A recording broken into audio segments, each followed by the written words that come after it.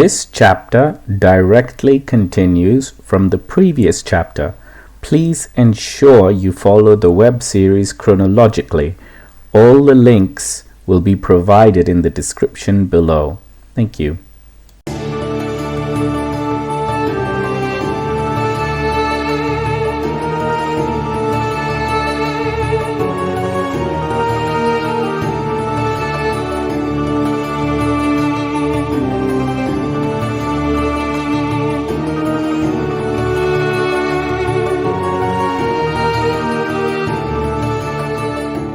House of Kuru, Part 1, Chapter 16.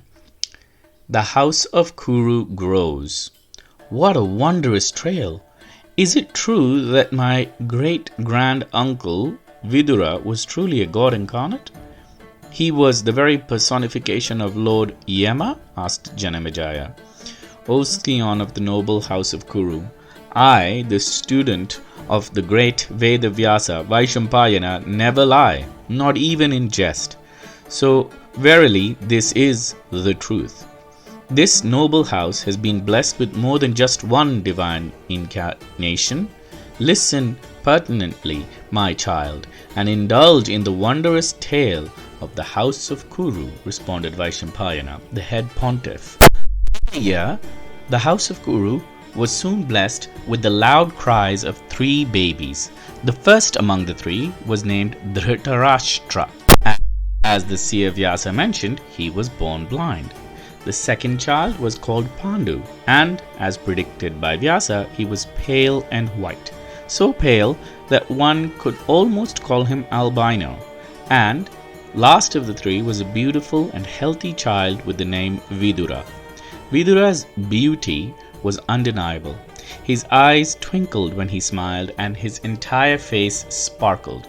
All 3 children were meticulously looked after. They were educated by Bhishma himself in the art of archery, and Kripa educated the children in statesmanship. In each lesson, Vidura excelled in the arts, history, and city management, while Pandu was invincible with the bow and arrow. Pandu was an exceptional archer, so good that even Bhishma was entertained by his mastery over the bow. Dhritarashtra, though blind, was an exception with the mace. He trained his other senses acutely. Dhritarashtra could hear footsteps several feet away and identify exactly who the footsteps belonged to based on the frequency and depth of the sound the footsteps made. Using his keen hearing, Dhritarashtra was truly amazing with the mace.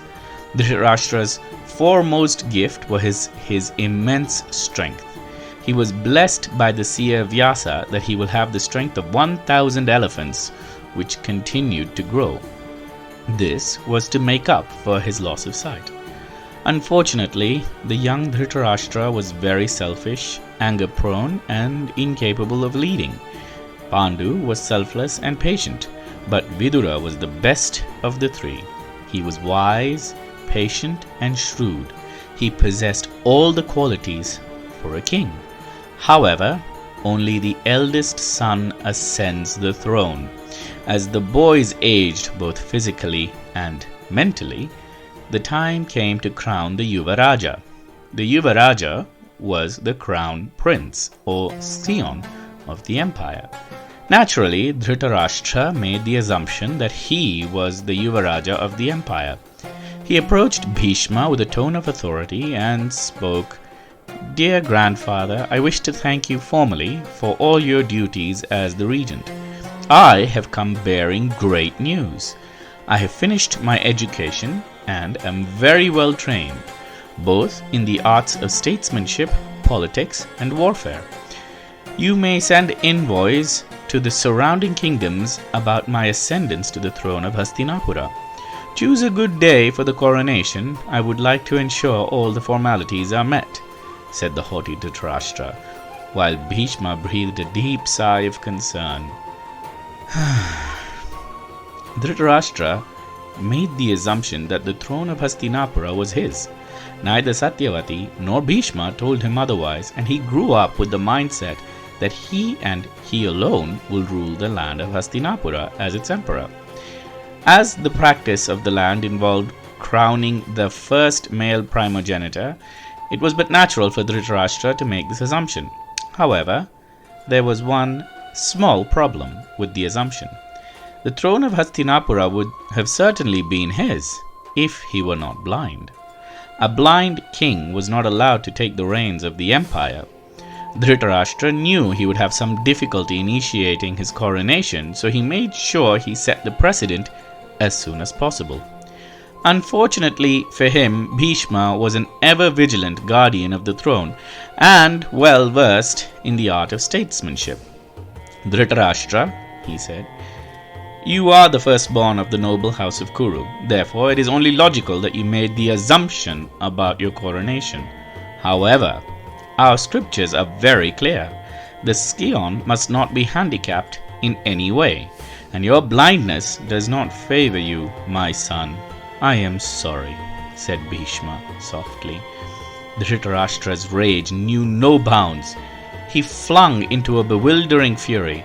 I am the firstborn. It is my right, he bellowed. Bhishma and Satyavati had to call the royal guards to calm him. His immense strength coupled with his rage allowed him to create a tumultuous tantrum. Half the palace was in disarray. Both Satyavati and Bhishma, along with Pandu and Vidura, had to maintain all their wits they had to contain him. Finally, after what seemed like an eternity of convulsions and temper tantrums, Dhritarashtra seemed to have quietened down, much to the relief of both Satyavati and Bhishma. The upcoming days were left with Dhritarashtra being treated like a tempered tiger, and usually only the palace guards would approach him for comments, and Bhishma instructed both Pandu and Vidura to avoid Dhritarashtra in case his convulsions were reborn, and hence everyone were instructed to keep a firm distance from Dhritarashtra.